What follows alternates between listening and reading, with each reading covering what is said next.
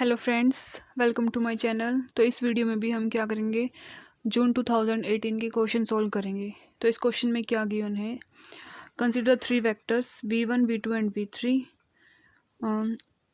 where I, j, k are the standard unit vectors in a 3D Euclidean space. These vectors will be linearly dependent if the value of a is। इसमें क्या दे रखा है, तीन vectors दे रखे हैं और उसके बाद ए की वैल्यू पूछ रखी है। अगर ये तीनों के तीनों वेक्टर क्या हो, लीनियरली डिपेंडेंट वेक्टर हो।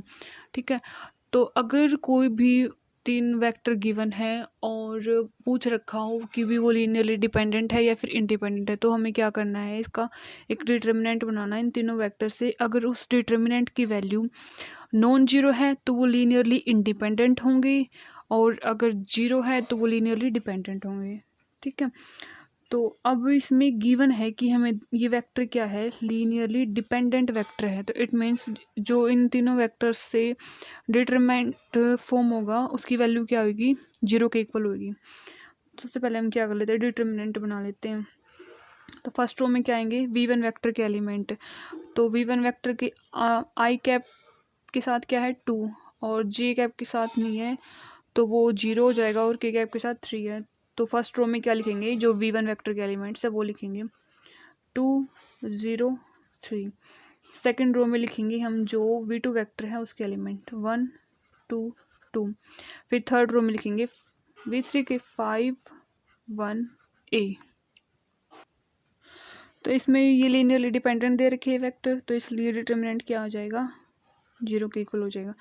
अब इस डिटर्मिनेंट की वैल्यू क्या करते हैं, हम सोल्व करते हैं। तो 2 into 2a minus 2 minus zero, zero के साथ क्या होगा फिर a माइनस 10, ये तो जीरो ही हो जाएगा वैसे भी, plus 3 into 1 minus 10 equals to 0। 4a minus 4, और ये हो जाएगा plus 3 into minus 9 equals to 0, यानी कि 4a minus 4 minus 27 equals to 0। 4a is equals to 31। तो a की वैल्यू कितनी आ गई, 31 डिवाइड बाई 4। यानी कि जब a की वैल्यू कितनी है, 31 डिवाइड बाई 4, तब ये तीनों के तीनों वेक्टर क्या होंगे, लीनियरली डिपेंडेंट वेक्टर होंगे। कंडीशन क्या है इन जनरल, अगर जो डिटर्मिनेंट है वो नॉन जीरो आ जाए तो जो वेक्टर है वो क्या आएंगे, लीनियरली इंडिपेंडेंट।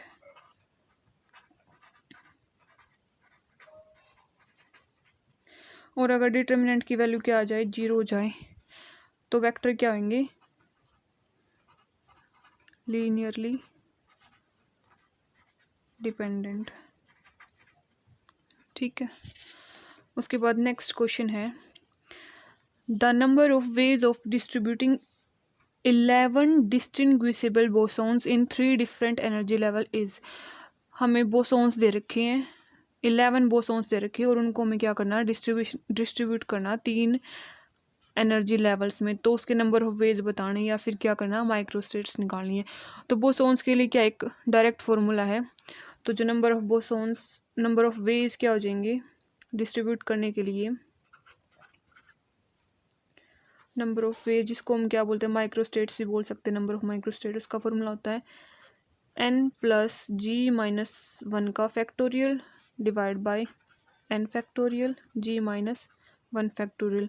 जो ये n क्या है, n है नंबर ऑफ पार्टिकल्स या फिर नंबर ऑफ बोसोन पार्टिकल्स, क्योंकि इस फॉर्मूले में ये फॉर्मूला किसके लिए है, बोसोन्स के लिए। तो ये n क्या होगा, नंबर ऑफ बोसोन्स पार्टिकल, और g क्या है, number of different energy levels.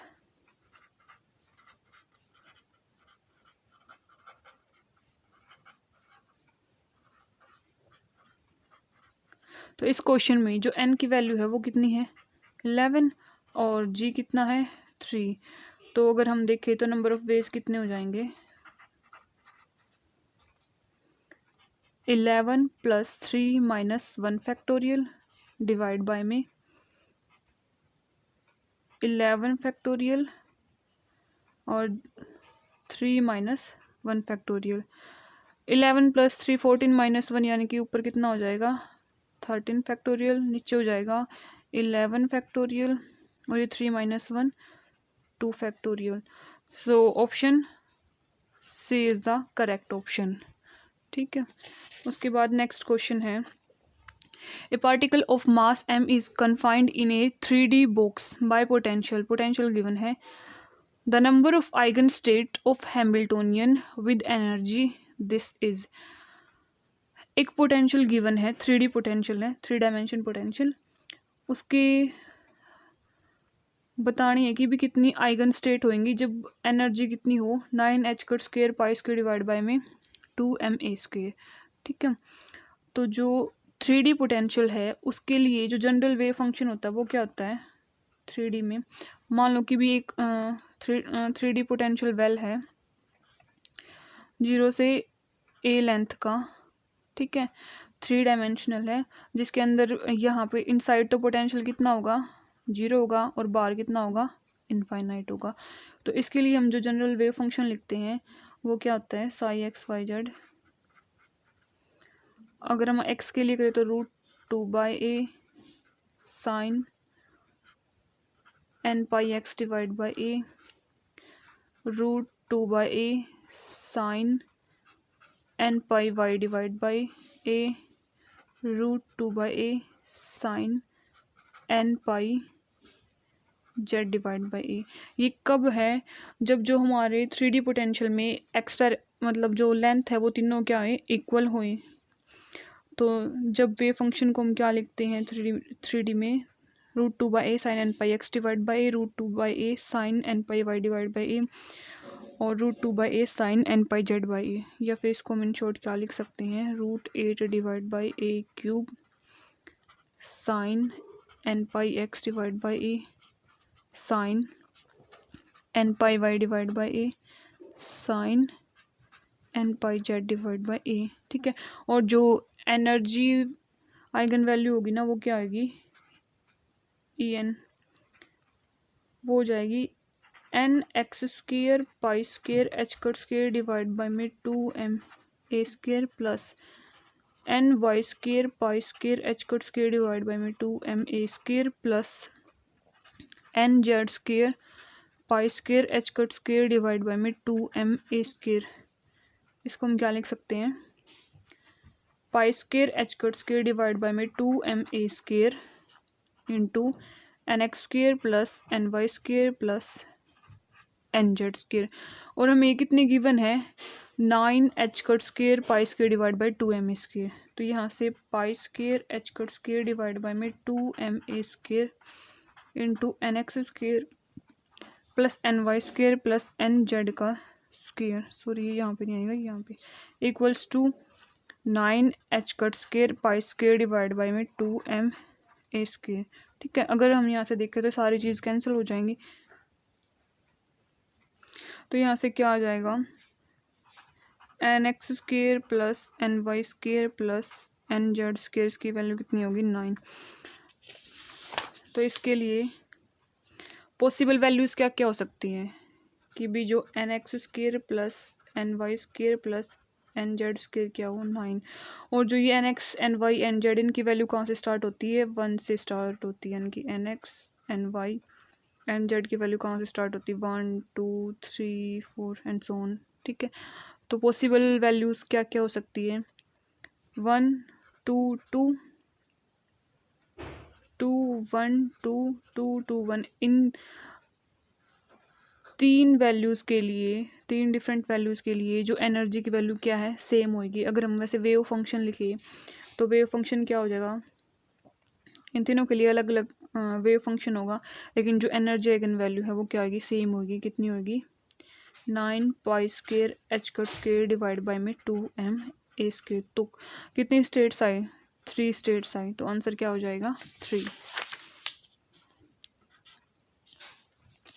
और उसके बाद क्वेश्चन है the electric field E and the magnetic field B corresponding to the scalar and vector potential V of x y z t is equals to 0 and A of x y z t is equals to half k cap mu naught A naught into ct minus x where A naught is a constant r। ठीक है, इसमें scalar और vector potential की value given है,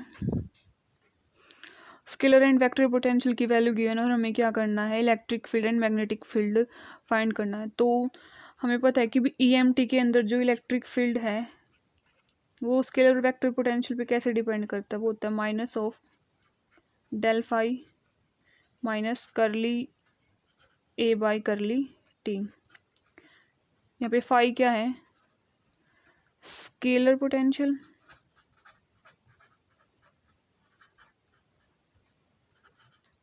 और ए क्या है, vector potential. और मैग्नेटिक फील्ड को हम कैसे लिखते हैं, बी क्या हो जाएगा, डेल क्रॉस ए वेक्टर। तो जो v है यानी कि फाई है वो तो क्या गिवन है, 0 गिवन है, और वेक्टर पोटेंशियल की वैल्यू ये है। ठीक है, तो इलेक्ट्रिक फील्ड क्या हो जाएगा, इज इक्वल्स टू, ये तो 0 हो जाएगा, minus curly by curly t of a vector half के कैप म्यू नोट ए naught C T minus x. तो ये सारी चीज़ तो क्या है, कांस्टेंट है, टी तो सिर्फ यहीं पे है, ये तो बाहर आ जाएगी डिफ्रेंशिएशन से, तो माइनस हाफ के कैप म्यू नोट ए नोट, और इसका डिफ्रेंशिएशन हो जाएगा सी, और ये वाली जो एक्स है ये इंडिपेंडेंट है किससे, टी से। ठीक है, तो हमारा आंसर क्या आ जाएगा, जो इलेक्ट्रिक फील्ड है, इलेक्ट्रिक फील्ड की वैल्यू क्या आ जाएगी, माइनस हाफ म्यू नोट ए नोट सी के कैप। उसके बाद क्या निकालना है, मैग्नेटिक फील्ड, तो बी क्या हो जाएगा, डेल क्रॉस ए वेक्टर। ठीक है, यानी कि कर्ल ऑफ ए निकालना है, तो कर्ल ऑफ ए क्या हो जाएगा यहाँ पे, I cap J cap K cap curly by curly X curly by curly Y curly by curly Z. उसके बाद ए वेक्टर के कंपोनेंट एक्स डायरेक्शन में क्या है, 0, क्योंकि सिर्फ किस में गिवन है, ये के कैप में गिवन है, यानी कि सिर्फ जेड डायरेक्शन में हमें जो वेक्टर पोटेंशियल है वो गिवन है, सिर्फ के कैप का कंपोनेंट गिवन है, तो ये 0, और वाई में भी 0, जेड में क्या हो जाएगा, हाफ म्यू नोट ए naught C T minus x.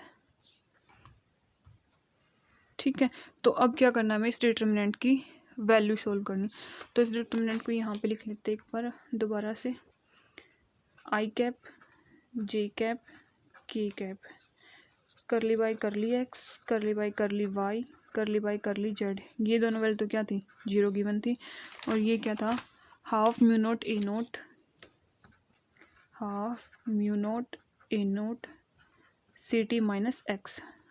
ठीक है, तो ये क्या हो जाएगा, i cap into curly by curly y of half mu naught A naught C T minus x, और माइनस में 0, माइनस जे कैप के साथ क्या हो जाएगा, करली बाई करली एक्स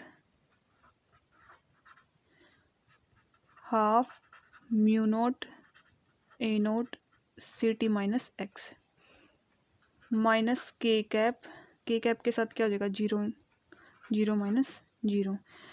तो अब अगर इसमें देखिए करली बाई करली वाई है, लेकिन इसमें कोई भी वाई की टर्म नहीं है, सिर्फ किसकी है, एक्स की टर्म और टी की टर्म है, तो ये क्या हो जाएगा, 0, ये भी 0 हो गया। और इसमें देखिए ये है माइनस जे कैप, ये सारी चीज़ तो कांस्टेंट है, बाहर आ जाएंगी, हाफ म्यू नोट ए नोट, अंदर है सी टी माइनस एक्स, तो करली बाई करली एक्स किसका है, सी टी माइनस एक्स का, तो एक्स का ये तो क्या कांस्टेंट टर्म है, तो 0 हो जाएगा। जब हम एक्स का देखेंगे, ये माइनस एक्स का कितना हो जाएगा, -1, तो आंसर क्या आ गया हमारा, minus j cap into half mu naught ए नोट इंटू -1। तो जो डिटर्मिनेंट की वैल्यू कितनी आ गई, हाफ म्यू नोट ए नोट जे कैप, तो मैग्नेटिक फील्ड की वैल्यू कितनी होगी, हाफ म्यू नोट ए नोट जे कैप। तो हमारा आंसर क्या हो जाएगा, बी। ठीक है, आई होप आपको ये क्वेश्चन समझ में आए होंगे। अगर आपको समझ आए तो प्लीज़ इस वीडियो को लाइक करना, शेयर करना, कमेंट करना और हमारे चैनल को सब्सक्राइब करना। Thank you so much for watching.